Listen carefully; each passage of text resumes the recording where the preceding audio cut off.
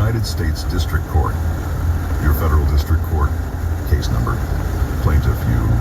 The defendants. The banks. Complaint for fraud, unjust enrichment, and violation of banking laws. Plaintiff. You files this complaint against defendants.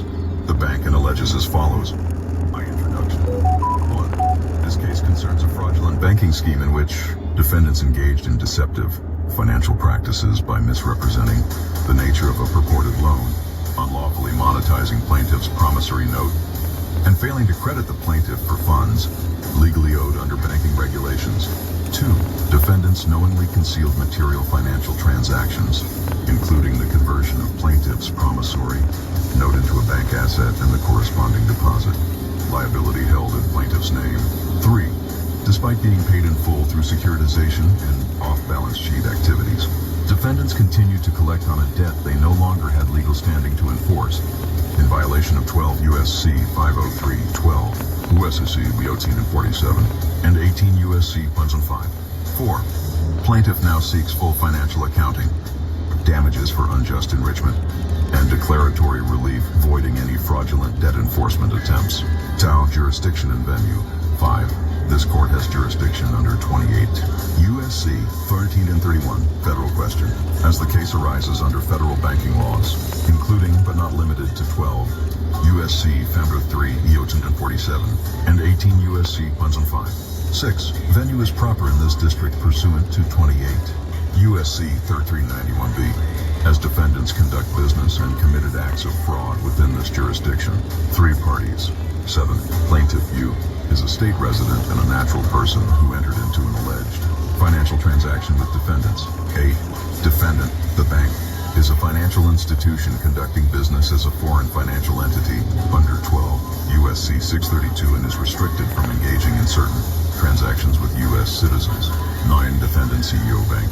Officer is the CEO of the bank and is responsible for overseeing fraudulent transactions. 10. Defendant law firm name is the legal representative attempting unlawful enforcement of a non-existent debt. 3rd. Factual allegations. A. The fraudulent financial transaction. 11. On loan date. Plaintiff executed a promissory note under the assumption that defendants were extending lawful consideration in the form of a loan. 12. Instead of issuing funds from its own capital reserves, defendants monetized plaintiff's promissory note, converting it into an asset recorded in their RC balance sheet, line 13.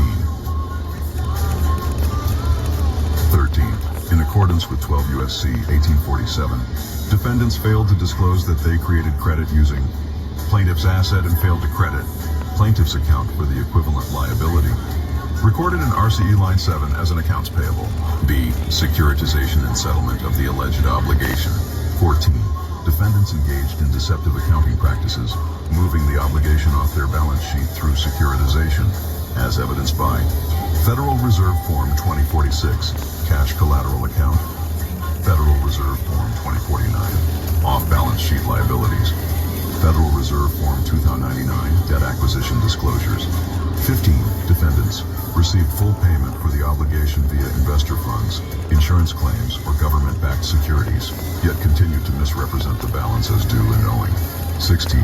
This constitutes fraudulent double-dipping and unjust enrichment in violation of 12 U.S.C. 503 and 18 U.S.C. 1005. C. The attempted unlawful collection. 17.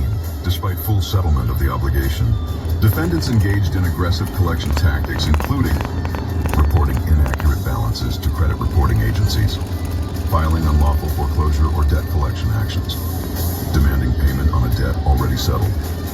18. These acts constitute mail fraud, wire fraud, and violations of 18 U.S.C. 1951, extortion via color of law. V. Claims for relief. Count 1.